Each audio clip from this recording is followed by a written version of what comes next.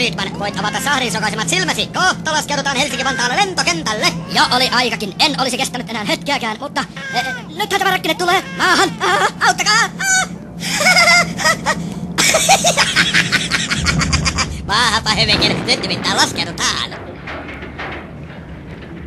Perillä ollaan. Niin ollaan, ja lento ei kestänyt kuin vaivaiset 4 ryytvarttia Karppisenvaaran kansainväliseltä lentokentältä tänne etelän humuun. Veit sanat suustani, mutta tsiikaappas ulos. Tuollahan se meidän taksin resu jo odottaa. Niin tekee, ja oikea limusiini, ainakin 15 metriä pitkä. Niin on, ja nyt kipin kapin ulos täältä, ja hei kuski, meitäkö odotat? Vai teitä? Eihän teitä huoli kyytiin elävä Erkkikään. Häipökää, tai mä kutsun skaudet. Teepä se, niin sinusta ei jää kuin ruma sontakasa betoniin. Puhumattakaan tuosta sinun autoromusta. Tässä nimittäin seisoskelee Päti ja Ryydi. Ei, mutta Bät ja Ryd, miten ihmeessä minä en teitä tuntenut? Etpä tietenkään, sullahan on päässä mummolta varastetut Paasikiven aikaiset pokat. Eiköhän tällä taksisuharilla olisi paikallaan silmänlasinvaihtoviikko. Sori kundit, tää oli mun moka, okei. Annetaan äijän olla Batman ja painellaan keskelle stadia. Syyhyttää niin päästä päivätansseihin. Niin tekee, ja kyllä, ja kukapa sen tietää, vaikka tultaisin kuppilasta pari södeä muoria kainalossa. Mutta mitä se kuski oikein kuppaa? Painappas nappilautaa. Niin, lusikka pohjaan tai sinut piru perii.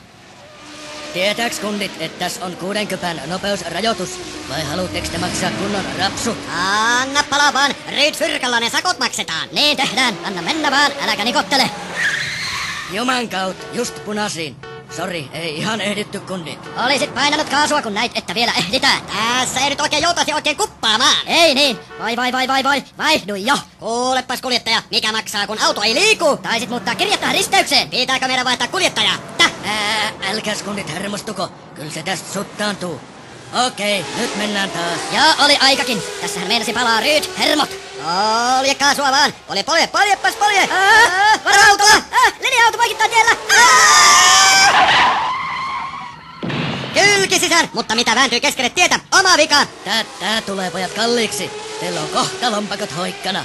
Kuka kaikki kolut maksaa, kysynpä vaan. Kuulehan kuljettaja, huolehdi sinä vaan siitä, että polttoainetta piisaa ja auto pysyy kutakuinkin tiellä ja sen verran varot, ettet aja varsinkaan muoria yli, niin me huolehditaan kaikesta muusta. Näin on, tuliko selväksi? Menikö niin kuin kaaliin?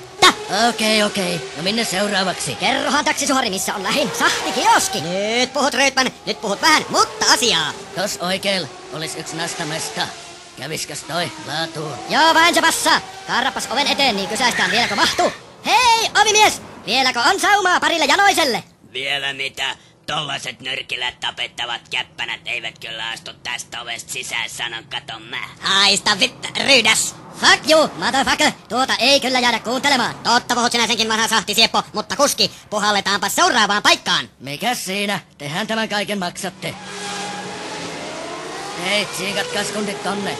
Tuolla kulmilla olis toinen tosi makea nastamesta, tos kaivokadulla. Aajahan ovelle, siellä näkyy päivystävän taas joku ylensyönyt ovimikko. Onko noi hirvittävä jono? Mikähän siellä oikein maksaa? Niin, mikä maksaa? Vieläkös mahtuu? Valitan, olette liikaa ottaneet. Ei tänään, ei. Suuksi kuuseen. Ja huomista päivää ei tule. Sinä senkin ukkosen tappama pirrun raato. Ei ainakaan niin kauan kuin sinä ovella päivystät.